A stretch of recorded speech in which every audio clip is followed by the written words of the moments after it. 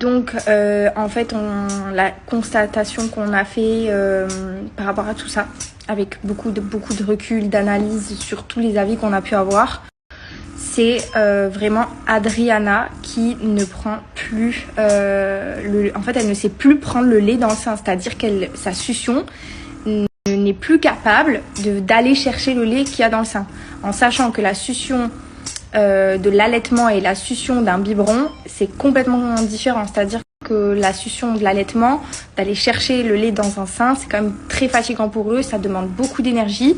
Alors je pense que le fait qu'elle ait eu la coqueluche, qu'elle a été très fatiguée, elle a vécu quand même énormément de choses en sachant que Adriana est quand même un bébé prématuré, même si elle n'est pas très prématurée, elle a quand même une petite prématurité qui fait que elle n'a pas les mêmes capacités de succion et de plein de choses en elle qui font que...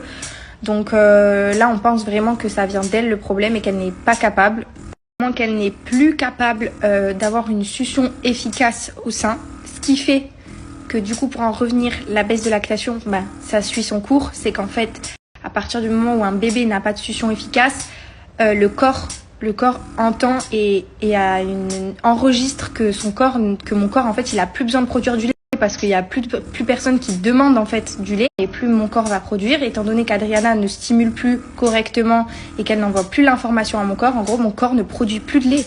Grosse remontée de lactation quand j'ai tout fait correctement, j'ai surstimulé avec le tire-lait, j'ai mangé tout ce qu'il fallait, donc j'ai vu que j'avais du lait. Et là, j'ai arrêté depuis 2 jours. Et comme par hasard, je tire du lait et il n'y a quasiment rien qui sort, alors que Adriana, elle a bu des biberons aujourd'hui que j'avais dans le congélateur. Là, les dernières solutions qu'on a trouvées avec le pédiatre, et en fait, pour être honnête, c'est des solutions qui sont un peu dernier recours, c'est-à-dire qu'on n'a plus le choix. Du coup, déjà, pour la première chose, c'est de continuer à relancer la lactation, parce qu'en fait, ma lactation, elle fait comme ça. Voilà, clairement. La nourrir au biberon, parce que du coup, on a trouvé un biberon qu'elle veut bien prendre. Donc là, aujourd'hui, j'avais réussi, en me levant la nuit, à faire du stock. Du coup, j'avais quelques poches au congélateur. Donc là, aujourd'hui, elle a quand même bien mangé au biberon. Donc ça, c'est une bonne nouvelle. Ça veut dire que finalement, elle a quand même de l'appétit. Et moi, du coup, en attendant, je relance le maximum de ce que je peux faire ma lactation. À voir si on arrive à faire le maximum pour que la succion revienne et qu'elle arrive à prendre le sein ou pas. Et si elle n'arrivera pas à prendre le sein, je ferai du tir-allaitement si j'y arrive. Et comme je disais, voilà, Georgia elle est passée au lait artificiel aussi, et pour autant ça fait pas un mauvais bébé, ça fait pas un bébé en mauvaise santé, ça fait de très très bons bébés également.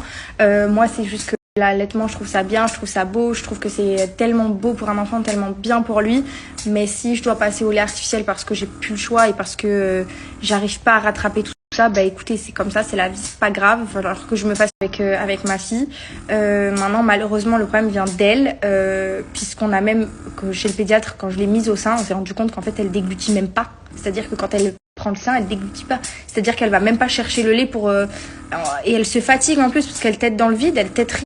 Donc, si le problème vient de chez mon bébé et que je ne peux pas contrôler ça, je vais pas pouvoir aller à l'encontre de... Donc là, je vais faire orthophoniste. On va continuer les massages dans la bouche d'Adriana pour essayer de lui donner une meilleure succion. J'espère que finalement, en lui donnant le biberon, ça va pas encore tout gâcher et lui faire une confusion biberon-sein. En fait, là, tout est très mélangé. Je vous avoue que je me pose 1000 questions, que j'ai beaucoup d'espoir de récupérer mon allaitement. Et en même temps, je me dis qu'il est en train de couler et qu'il faut que je me fasse une idée. Écoutez, on verra et comment ça avance. En tout cas, là, le problème, c'est que du stock de lait, j'arrive pas trop à en faire. Je vais devoir passer plus vite que ce que je pensais au lait artificiel, donc ça me pose problème. Là, tout de suite, je vous dis la vérité. Donc voilà. D'ailleurs, je veux quand même faire une story très importante qui va éclairer beaucoup de personnes, parce qu'il y a beaucoup de gens, de mamans, de papas, de personnes en général qui pensent qu'il est possible que le lait maternel ne soit pas nourrissant et n'apporte pas les apports nutritionnels qu'il faut pour un bébé. Sachez que ça n'existe pas. Voilà, c'est pas possible. Le lait maternel, ça nourrit très bien un bébé. Ça a tous les bienfaits pour qu'un bébé puisse prendre du poids. Donc, sachez que si vous rencontrez ce genre de problème, ça ne vient pas de votre lait, ça vient de votre bébé ou d'une baisse de lactation potentielle du poids. Donc, sachez que ces rumeurs-là, elles n'existent pas. C'est une légende, c'est pas vrai.